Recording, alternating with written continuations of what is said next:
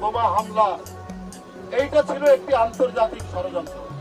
এই ষড়যন্ত্রের মূল স্বরূপ কি এইটা জানতে না দিয়ে এই মামলাকে আওয়ামীকরণ করা হয়েছিল কাহারা কোত্থেকে, যাতে বিএনপির নেতৃবৃন্দ, বিশেষ করে বিএনপির ভারপ্রাপ্ত চেয়ারম্যান, দেশ নায়ক, যিনি এই গণ আন্দোলনকে সংগঠিত করেছিলেন, তাই সেই ছিল টার্গেট। কার টার্গেট?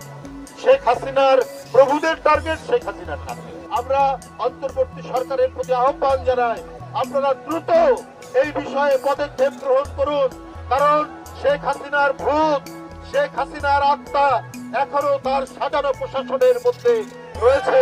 অতএব এই ব্যাপারে দ্রুত পদক্ষেপ নিয়ে আপনার প্রশাসন থেকে, আমলাতন্ত্র থেকে, পুলিশ থেকে, অ্যাডমিনিস্ট্রেশন থেকে এদের ভূতকে তাড়াতে